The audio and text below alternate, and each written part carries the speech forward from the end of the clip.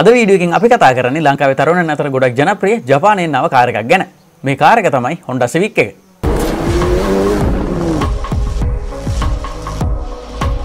Honda Civic car එකත් එක්ක බඳුණු ගොඩක් දේවල් දැනගන්න මේ වීඩියෝ එක ඉවරනකම් බලන්න.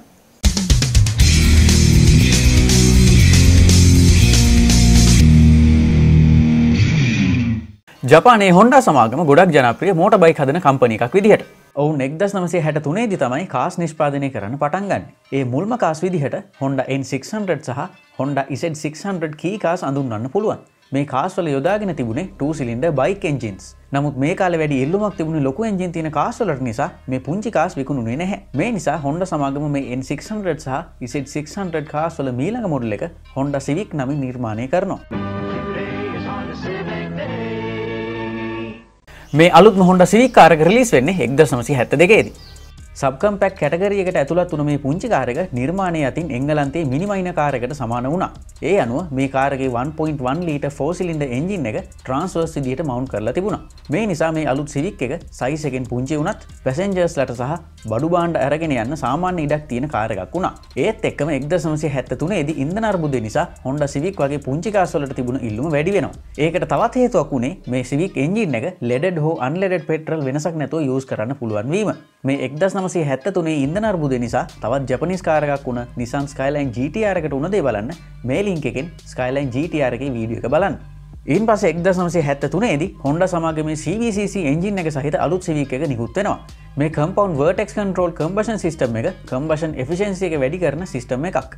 ඒ නිසා ඇමරිකාව තුල වෙනත් වාහන සඳහා අවශ්‍ය වුණ catalytic converters මේ Civic එකට අවශ්‍ය වුණේ නැහැ.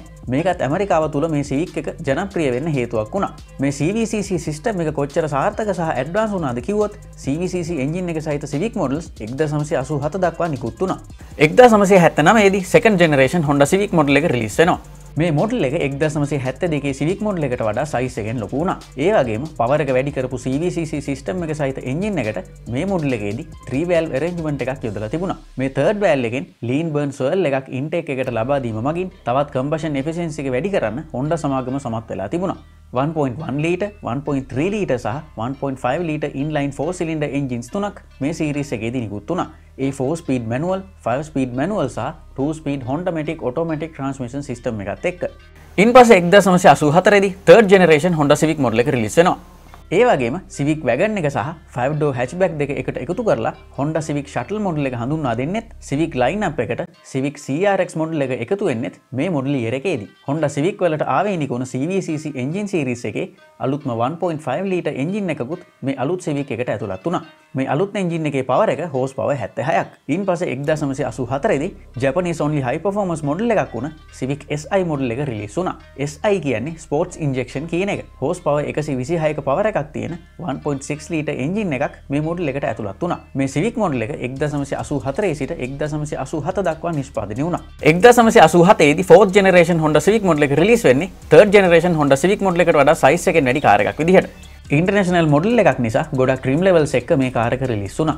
ඒ ට්‍රිම්ස් වලින් විශේෂම මොඩල් එක විදිහට high performance Civic SIR model එක නම් කරන්න පුළුවන්. Sport injection racing කියන එක තමයි SIR කියන්නේ. ඒ වගේම අලුත් Civic CRX මොඩල් එකත් මේ year එකේදී දකින්න ලැබුණා.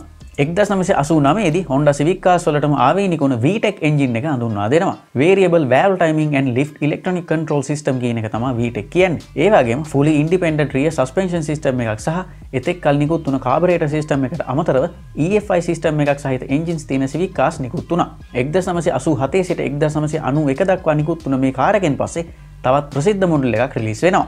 1991 දී රිලීස් වුණ අලුත් Honda Civic මොඩල් එක පරණ Honda Civic මොඩල්ස් වලට වඩා හුරු බූටි හැඩයකින් සහ වෙනස් ඩිසයින් එකක් සහිතව රිලීස් වුණා.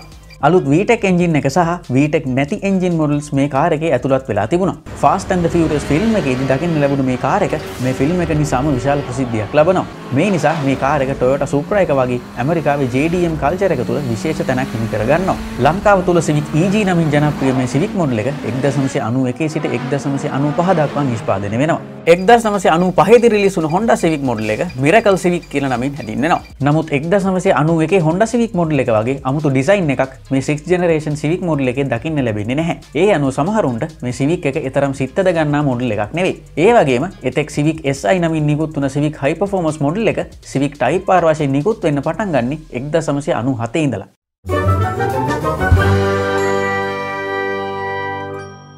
Type R කියන මොඩල් එක හැම විටම Honda models සමග බැඳිලා තියෙන නිසා Honda නොවන models වල Type R badges හෝ stickers ගහන එක තරම් හොඳ අදහසක් නෙවෙයි. Honda Type R series එක ගැන දන්න අය ළඟ විහිළුවක් වෙන්න එපා.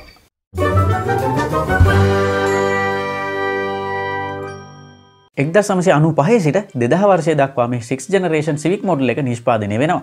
2000 වර්ෂයේ අලුත් සහස්‍රයේ ආරම්භයත් එක්කම අලුත් Civic model එකක් රිලීස් වෙනවා.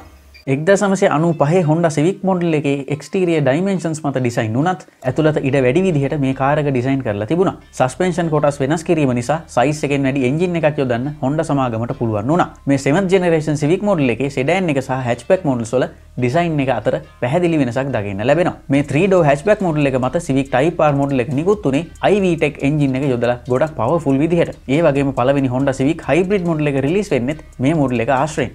2005 දී අලුත්ම platform එකකින් 8th generation Honda Civic model එක release වෙනවා. ඒ අනුව කලින් Civic release වුණ E series එක මේ Civic series එකේදී F series විදිහට වෙනස් වෙනවා. sedan එක සහ hatchback එක designs දෙකකින් දකින්න පුළුවන්. මේ hatchback එක Honda Fit car එක මත design කරලා තියෙනවා. මේ model එකෙත් Civic SI සහ Civic SIR versions නිකුත් වුණා. මේ series එකේ Civic Type R model එක aggressive පෙනුමක් සහිත වෙනවා. ඒ වගේම Honda සමාගමේ Mugen division එක හරහා ටියුන් කරපු Civic model එකකුත් වෙළඳ පොළට නිකුත් වුණා. 2010 රිලීස් වුණු 9th generation Honda Civic model එක ගොඩක් technologies තියෙන කාර් එකක්.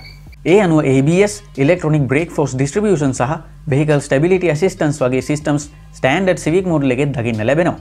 අලුත් rear suspension system එකක් මේ model එකට එකතු වෙලා තිබුණා. ඒ වගේම fuel efficient විදිහට drive කරන්න help කරන Honda Eco Assist system එක මේ model එකේ සමහර trims වල දකින්න ලැබුණා. මේ model එකේ Type R version එකේදී කලින් model එකේ aggressive look එක ටිකක් අඩු කරලා design කරලා තියෙනවා. 2015 රිලීස් වුණු අලුත් Honda Civic model එකේ වෙනස්ම design එකක් දකින්න ලැබුණා. ඒ අනුව මේ 10th generation Civic model එක fastback design එකකින් සමන්විත වෙනවා. Honda Compact Global platform එක මත design වුණ මේ model එකේ කලින් model එකට වඩා වෙනස් face එකක් සහ headlight unit එකක් දකින්න ලැබෙනවා.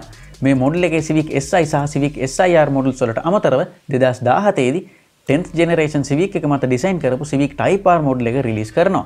මේ Type R model එකේ වෙනස් design එකක් විදිහට triple exhaust tips යොදාගෙන තියෙනවා. 2021 රිලීස් වුණු අලුත් Honda Civic model එකත් ගොඩක් advanced කාර් එකක්. ඒ අනුව collision prevention braking, collision warnings සහ LED headlights මේ model එකේ ඇතුළත් වෙනවා. ඒ වගේම මේ 11th generation Civic model එක 2022 වසර සඳහා facelift වෙලා තියෙනවා. අලුත්ම පෙනුමකින් දකින්න පුළුවන් මේ Civic එක සමහර විට පරණ Civic models තරම් ලස්සන නැති ගතියක් පෙනෙන්න පුළුවන්. දැනට base models විතරක් නිකුත් වෙලා තියෙන මේ model එකේ Civic SI සහ Civic Type R models 2022 දී නිකුත් වෙන්න නියමිතයි. මේ models දෙකේදී නම් මේ පෙනුම පිළිබඳ ප්‍රශ්නය ගොඩක් දුරට निराකරණය වේවි. මේත් එක්කම Honda Civic models ගැන අද එපිසෝඩ් එක මෙතනින් අවසන් වෙනවා. මේ වීඩියෝ එක ගැන ඔයාලගේ අදහස් පහලින් කමෙන්ට් කරන්න. Honda VTEC system එක ගැන සහ Honda Type R models ගැන වීඩියෝ එකක් අවශ්‍ය නම් පහලින් කමෙන්ට් කරන්න. මාස්ක්ස් පළඳින්න පරිස්සමෙන් ඉන්න. තවත් අලුත්ම වීඩියෝ එකකින් ළඟදීම හම්බෙමු.